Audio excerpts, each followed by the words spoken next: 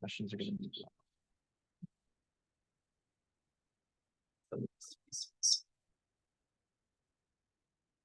This is a pleasure to host Narayanan. You were with Rob Calderbank from Duke. And now you're a prof at University of Arizona. And is an expert in all things stabilizers. And we'll talk about an interesting upcoming kind of group topic that people like to think about, tailoring fault tolerance to quantum algorithms. Take it away. Thank you so much, Victor. Thank you everyone for joining my talk and having me here. Like Victor said, I'm an assistant professor in ECE at the University of Arizona. Primarily work on quantum error correction for computing, networking, and sensing. So this talk is about some recent work we did, where we got interested in this idea of can you gain something by trying to, so people have tried to tailor codes to bias noise, for example, so for different noise models in the hardware. So can we do something similar from higher up in the software stack, where the user runs some quantum algorithm, and you have a general purpose universal fault-tolerant quantum computer, but can the compiler compile different things differently, and how much do you gain by doing that rather than using the same code for all logic? So this is joint work with my student Zhuang Chen, and the paper is on arXiv. I'll show you the link at the end of the talk. So let me begin with just some high-level motivation for how we got into this. So so the general approach to fault tolerance is that you design a good family of codes, meaning it has good parameters. So if you have NKD, you want both K and D to scale linearly with N. And from recent exciting work, we know that that's possible, especially with the LDPC property. Then you want to develop good decoders that can correct a lot of errors. And you want to prove good thresholds for the code families you constructed. And at finite lengths, you want to have good logical error rates. Then, so far you only have a quantum memory, you have a fault-tolerant quantum memory, but you also want to do logic. So it's a quantum processor. So you need to show that you can implement a universal logical gate set on these codes. So that could be C0, Hadamard, and T. Or some other equivalent universal set. So once you do that, then it's general purpose, meaning that any algorithm that you want to run on the computer, you can express the algorithm as a circuit using C0s, Hadamards, and Ts. And then for each of those gates, you take your fault-tolerant realization that you have constructed, and you compose them, and you have to intersperse with syndrome measurements and error correction to make the whole process fault-tolerant. So this is the usual recipe towards a universal fault-tolerant quantum computer. Now, the question or opportunity we are trying to explore is if you know about the structure of the algorithm you're trying to implement, let's say you want to do Hamiltonian simulation, or you want to implement Shor's algorithm, you want to do Grover's, then those have specific structure. So you still have a universal quantum computer, but it can kind of adapt to different algorithms differently rather than having the same recipe. That's the general idea. So anyway, we think that quantum computers would be good at specific things.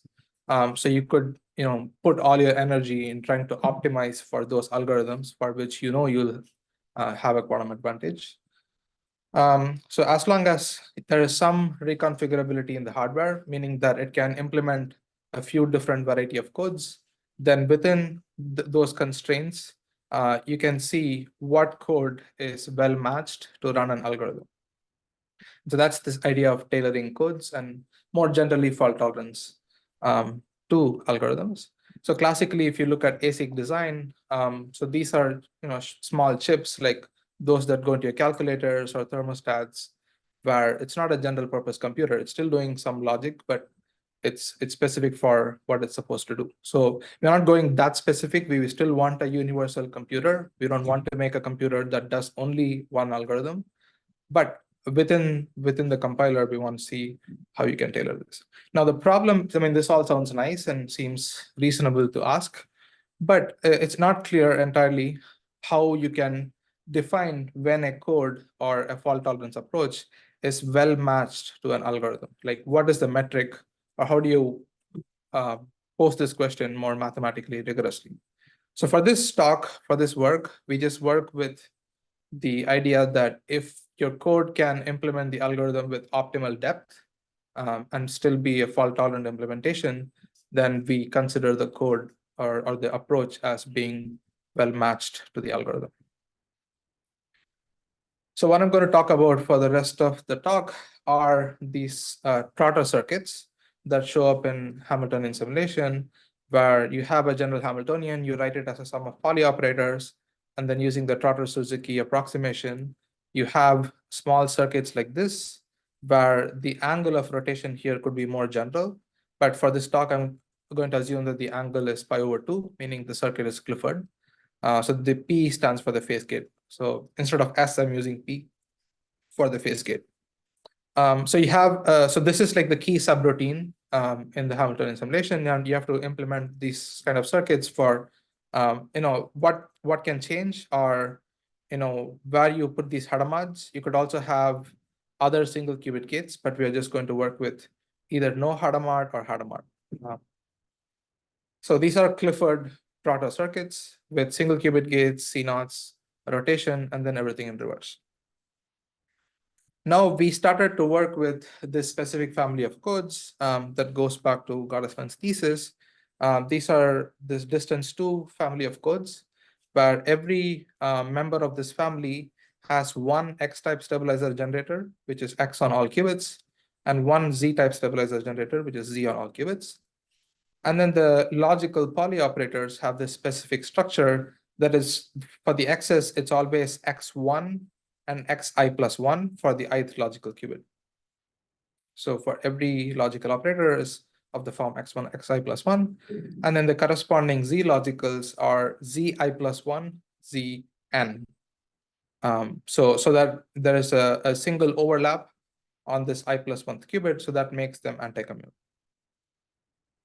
So it has a very specific structure, and this code family has been interesting for several things. For example, the flags paper that Reichardt and Chow came up with, they started with these codes and then generalized to bigger codes. Recently, Quantinium has run some trap-down experiments using this code family, trying to implement like QAOA on their hardware. They call this the iceberg code. But so this family has been interesting. So that's a nice structure. Now, the first thing we wanted to ask was, is there an easy way out? Meaning that we know that transversal gates cannot be universal. That's the result we know. But can we? That's the Eastern kernel theorem. But for this specific circuit, is there any stabilizer code where I can do transversal Clifford gates and induce this logical action? Doesn't seem possible. We don't entirely prove it. The special cases we prove are that you cannot do it with either transversal Hadamard or transversal phase. And I think the proof seems to have a general pattern that when you do these kind of transversal gates, it automatically causes some contradictions between the Pauli constraints that these logical Pauli operators must satisfy for this circuit to work.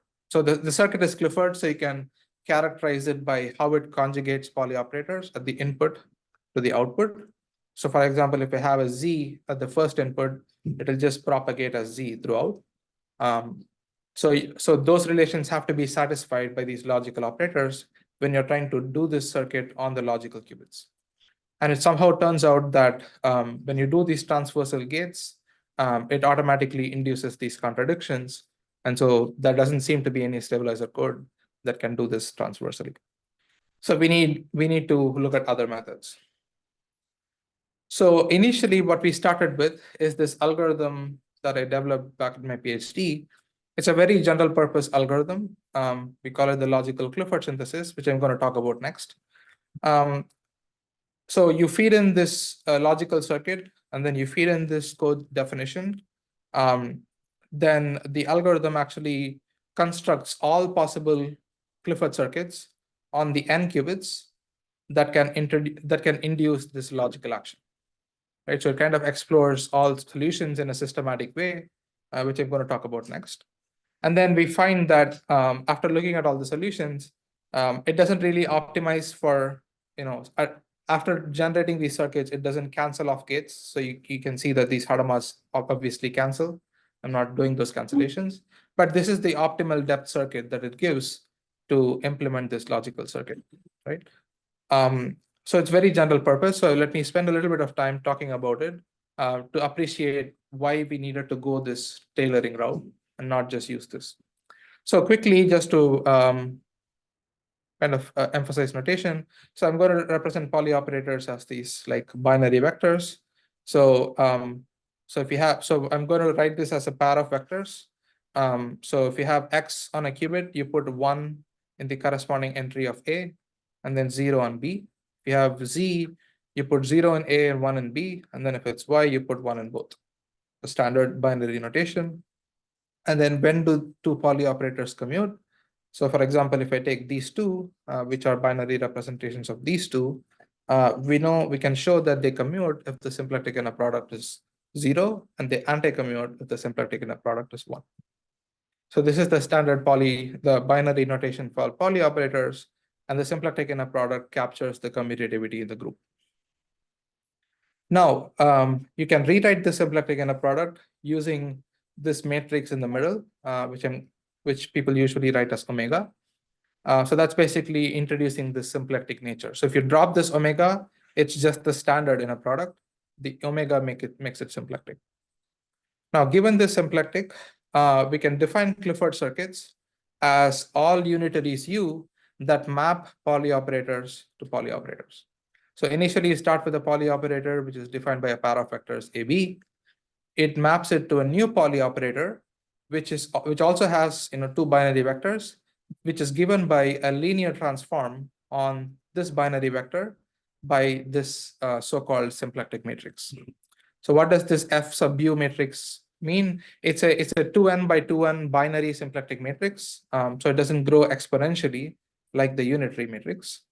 And the property it satisfies is that it preserves the inner product between pairs of these poly operators represented as binary vectors.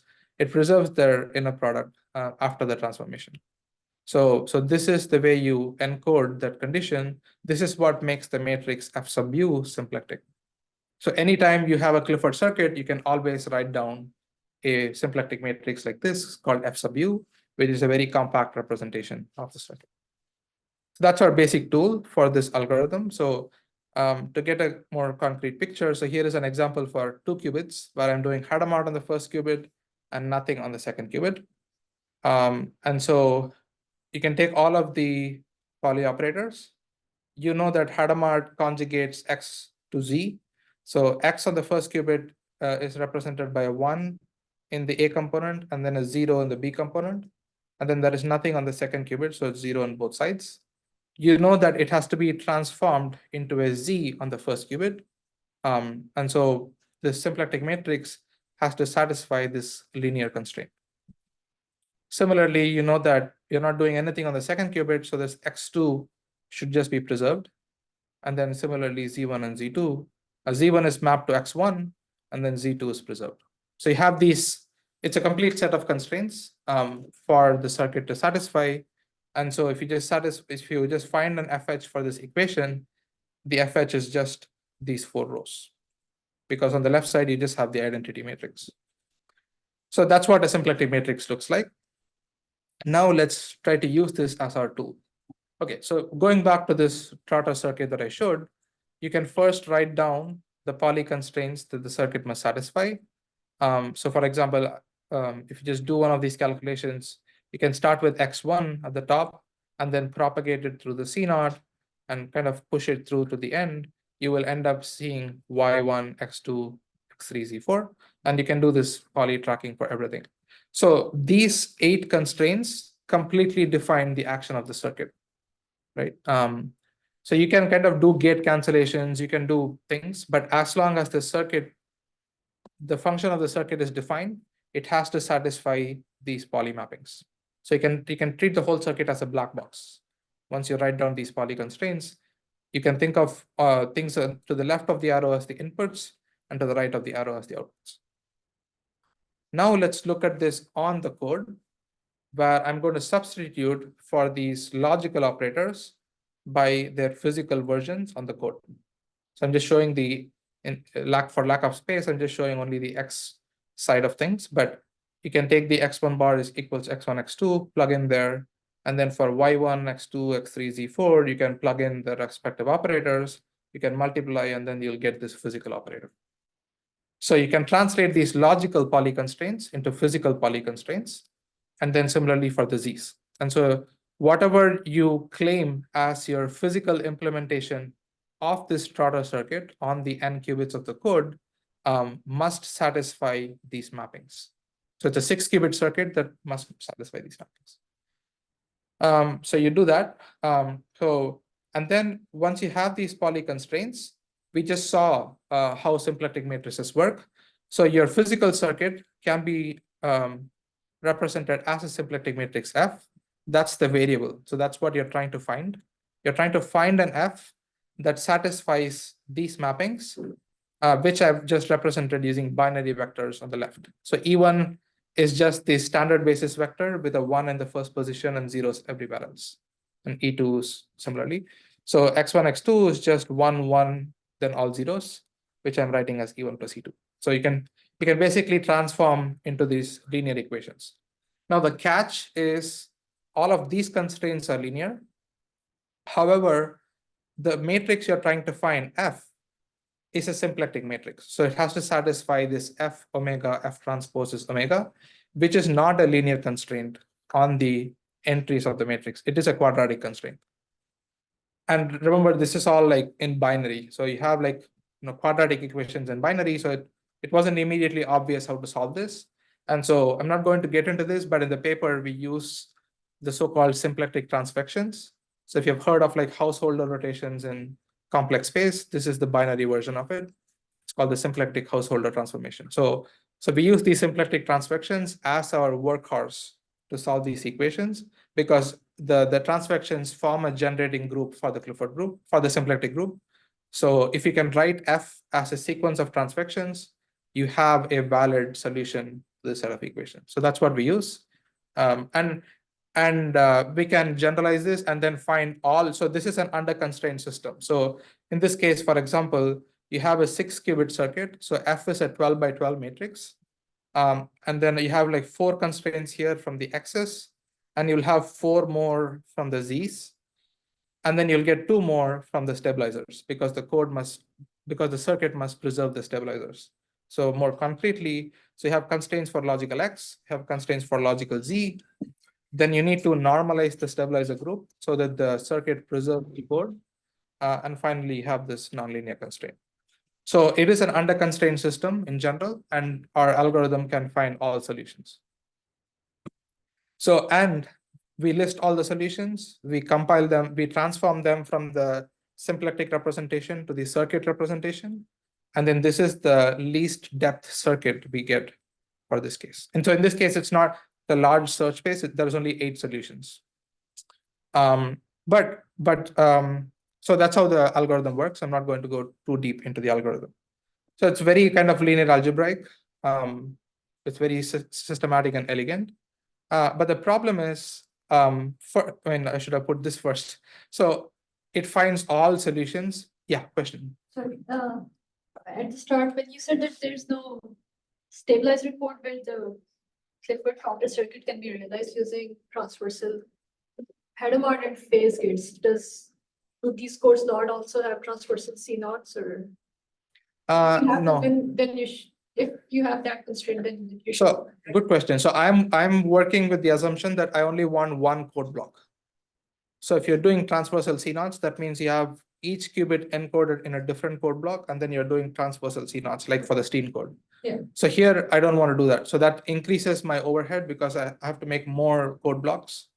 So now I want only a single code block with n qubits, and I want to do everything intra-block. So then I can't do transversal C-naughts. I can only do transversal single qubit gates. Good question.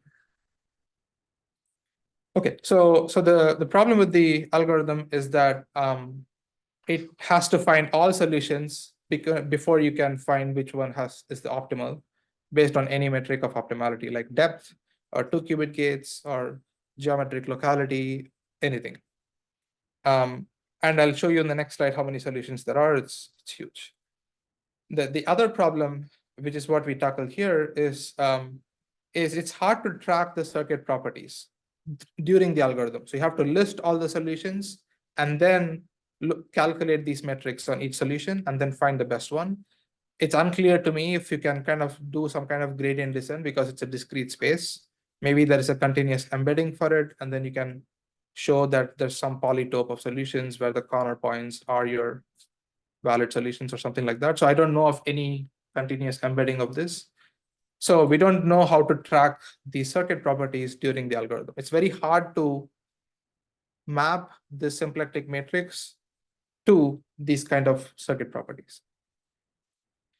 So that's our challenge. So how can we get to this optimal depth solution without having to list all the solutions? And the number of symplectic solutions for these equations is, it goes like as root the r squared, where r is n minus k. And if you have like good codes, then k grows with n. So basically then this becomes like 2 to the n squared. So which is just, I mean, even for the Steen code, you have like 2 to the 20 solutions. You can't list all of them. So we need a better way to do this. So I had a student starting to think about this, like he got into the weeds of the algorithm, trying to take each step of each linear algebraic step and trying to map it to the gate complexity somehow. It's just like very hard. So we couldn't get too far. And then he came up with this very nice idea of doing this bottom up. So when I say bottom up, what I mean is don't look at all the constraints, just look at one. So you start with the first constraint we have for this example that I showed. You need to map x1, x2 to this 5-qubit operator. Don't worry about anything else. First, construct just a 6-qubit circuit that only satisfies this mapping. Right? And the way he did it was he first looked at qubits that have the qubit subscripts that are common at the input and output. So in this case, both 1 and 2 are common. But it turned out that using the qubit whose operator changes is more useful. So in this case, x1 doesn't change, which is why the first qubit here doesn't go through any gates. Whereas the second qubit now becomes our root qubit because it forms the control for all the 2-qubit gates I'm going to do. So for example, to map x2 to x2, x3, you can do a C0, and then to x2, x3, x4, you can do another C0, then to x2, x3, x4, x2, x3, x4, z5, you do a CZ, and then to change the x to the y, you do a phase gate. So it's a very simple construction, and you can keep doing this for every constraint you have independently, right? So initially we don't try to correlate the constraints. So here your root qubit is different, but you can still implement the idea. Similarly, if you go to the Z logical constraints, you can again look at these root qubits. We do things a little bit differently. I can talk about the details offline. So the main thing is, for example, we do the single qubit gates first instead of at the end. And you'll see why that makes sense. Yeah, and then so you can implement the same kind of idea and notice that a lot of these gates are common. So for example, this C0 here from say 2 to 4 also appears here from 2 to 4. Right. So similarly, like this CZ from 2 to 5 is also common here from 2 to 5. That's not a coincidence. We can prove that those will exist. And then what you do, you have these small circuits that you have for individual constraints. And then turns out you can actually just concatenate them. So in this case, I have, so all these, the 2 circuits. So these were the only 2 poly constraints that were non-trivial. The other poly, the X constraints, map just x1, x3 to x1, x3 and x1, x4 to x1, x4, doesn't change. So it turns out that you can just stitch these together by dropping any of the common gates. So I have this CZ gate, which is common for both, so I don't repeat it. So that's what I mean by stitching. And then similarly on the right side, I have stitched together the circuits for the logical Z constraints. And then you put them together. So it seemed to work. And then we can do this. So just to summarize, so we started with this Trotter circuit, then we wrote down the poly constraints. The LCS algorithm would have solved for a symplectic matrix that satisfies everything directly, but we look at one constraint at a time, construct these simple circuits which have this root qubit, and then we put them together to get the solvent stitch. And turns out, if you compare the two circuits, they're identical. So the left is the circuit that the LCS algorithm gave that had the optimal depth. On the right is our solvent stitch approach, which doesn't find all solutions, it just finds one. But for this code and for this logical circuit, this approach gets you the optimal depth solution. You can't verify that it gets you that optimal one because you can't get the optimal one for 7 or higher qubits, right? Yeah. So what we're going to prove in the paper is that you get optimal depth for this logical circuit. You can't get, because our depth is going to be linear in the number of logical qubits, which is the best you can get because the depth of the logical circuit itself is linear in the number of qubits. So when you encode it in a code, you can't expect anything better. Anyway, so in this case, like all this extra stuff is, you can actually like just cancel gates and reorder stuff, and you'll see that the two circuits are exactly the same. Okay, so that's the quick example. And then you can make, in this case, you only have an error detection code family because it's the distance 2. So you can't really correct errors. So to make this fault tolerant, we add these flag gadgets. For all these 2-qubit gates that we have in the circuit, we group the 2-qubit gates by those that have the common control. And so when you have the common control, you can add this flag gadget that Ray Chow and Ben Reichert came up with. And you can do these flag gadgets. It doesn't add too much overhead. So you get for this code family, this is fault tolerant. So in this case, in the paper, all fault tolerance is from flags. Automate the flags. You can automate it. We didn't go too deep into automating it, but that is a specific pattern because it's a code family, so they all share the same properties, and we know the exact structure of the circuit, so we know how to place the flags. So for this case, it's scalable. You can do any size code from this family. How about general code? We don't know. That's the generalization we are thinking about.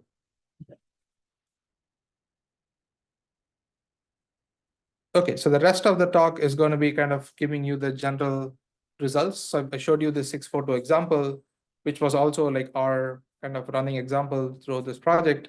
And then now I'm going to show you quickly that it generalizes. So for the 862, which is the next code in the family, again, you can write down. So I'm just picking Hadamard's randomly, the logical circuit.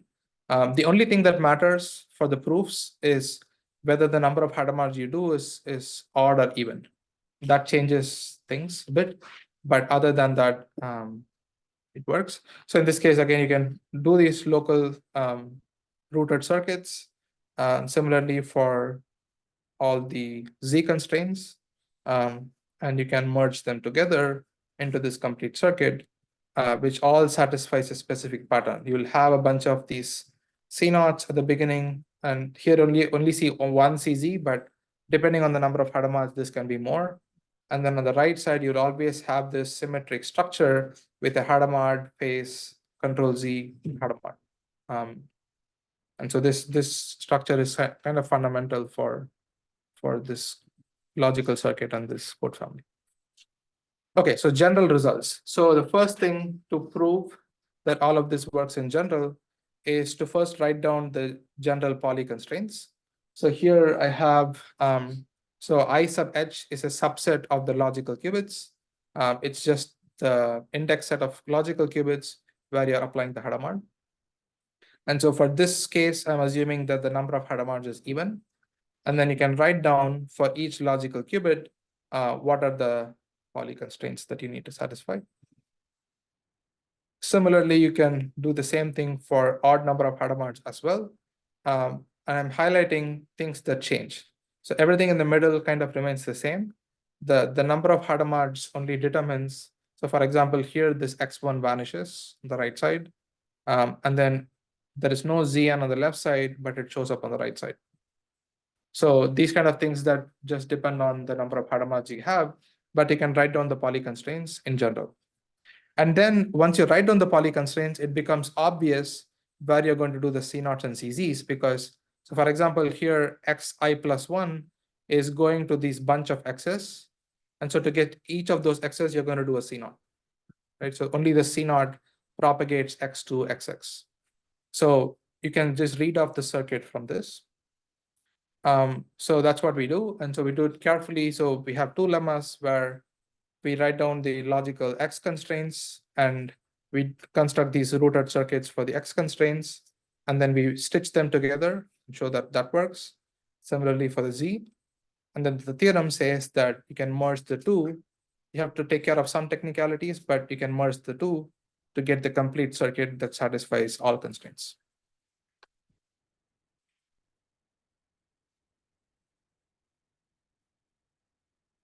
Okay.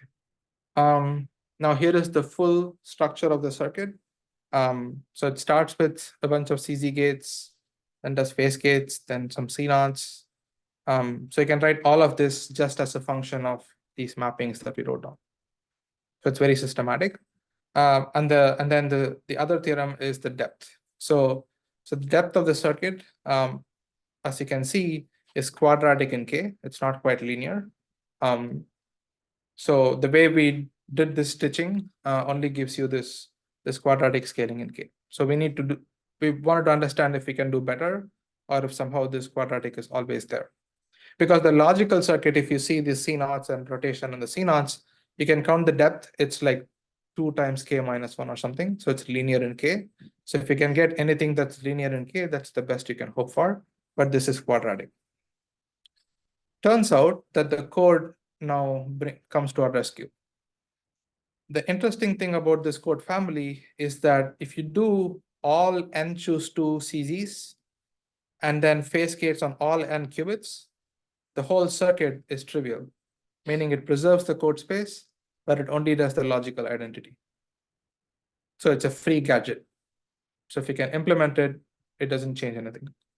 So what you can do, and then you verify that by seeing that all of these logical operators are mapped trivially. So it doesn't do anything interesting. And you can also see that the stabilizers are preserved. So I'm just showing you for the 422 code in the family, but the recipe is general. So what you do is you identify that in the general construction of our physical implementation of the Trotter circuit, you had these bunch of CZs and phase gates, right? So you can just append this gadget at the very beginning and just cancel off a whole bunch of things, and that saves you a lot. So that's what we do, and then that's our final result, saying that once you do this logical identity, the depth is now linear in K. Now you'll see that the previous theorem didn't have this extra parameter h. So h is just the number of Hadamards in the logical circuit. It turns out that the trade-off you have for getting this linear depth in K is that now you have a quadratic relationship with Hadamard. I don't think that can be made any better. So yeah, depending on the number of Hadamards you have, this can grow. So for example, like let's tie this all back to the application. So we said that we want to do Hamiltonian simulation. We'll use the Trotter-Suzuki formula. We'll do these Trotter circuits. So what this is telling us is that if we can do a Trotter decomposition of a Hamiltonian that doesn't, where each term, each poly term, when exponentiated, should not have too many Hadamards. So if we can control the number of Hadamards in the logical circuit and make sure that that does not grow with K, then you are optimal. Right, so that's kind of the feedback to the circuit design for the application. So if you can do Trotter, if you can ensure that the Hamiltonian can be written in terms of poly entries. So basically the Hadamard comes from the number of x's you have in each term. So if each poly term has a bounded number of x's that does not grow with the number of qubits in the Hamiltonian simulation, then this is a great way to implement Hamiltonian simulation, of course, with only error detection. We don't have error correction, there's only flags. But this is one way to see how you can gain by tailoring the code, right? So it so worked that the small, nice code family with distance 2 somehow has the right symmetries to implement the Trotter circuit without giving you a big overhead on the depth. So depth is the only metric I'm using to claim that the code is matched to the algorithm. There might be better ways to do this. I don't yet know how to have a more rigorous mathematical procedure for this, but it just highlights or illuminates the kind of optimizations you can get. So that's the linear depth in K. So we are depth optimized. Were there similar grounds on when you on the depth when you use the LCS algorithm? No, that's the hard part. It's very hard to analyze the depth with the LCS algorithm, and the core problem is it's very hard to take a symplectic matrix and say how many 2-qubit gates it will have, or what is the minimum depth you'll have or maximum depth you'll have. There are two very different representations. So using the symplectic matrices was elegant, but from this optimization perspective, so far we haven't found anything. This is post-select fault tolerant, right? With flags. Do you expect if you have a distance 3 code family that you're going to be longer? I don't know. I don't yet know. Hopefully you are only maybe you have a bigger constant with the linear depth in K. That's what I'm hoping for. I don't want the depth itself to become super linear in K. And I don't know how to even define a code family that would give you the linear depth. So it's mathematically, I don't know how to pose that question. You told me that every code has non-transversal Clifford gates, logically. So you can crank out all these different physical realizations of these. But they're like super exponentially many. So yeah, in principle, you can run the LCS algorithm. It can give you everything.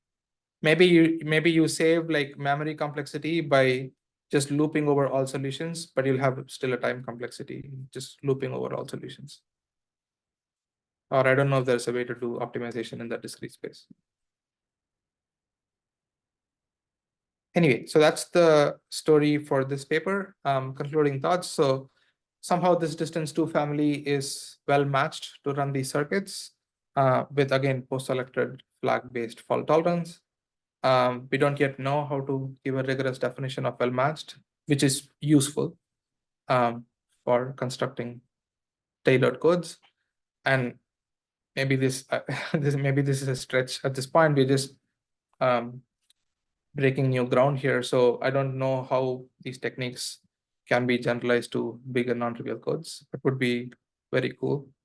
I'm even thinking maybe like if you have a small distance 2 code with this property, can you do some kind of concatenation where the inner code gives you all this nice depth properties, and then the concatenation gives you all the error correction? I don't know. I'm happy to talk about it. And then these are very structured circuits, right? So like when you tailor the code, you should also tailor the decoder to what circuits you're going to run. So you know you can exactly place your syndrome measurement cycles in specific places because you have the full description of the circuit. It doesn't have to be a generic recipe. Right. With those thoughts, I'll finish the talk. So that's the LCS paper, and the algorithm is on GitHub. So feel free to experiment it. And then this is this work that we put out a couple of weeks back. Thank you.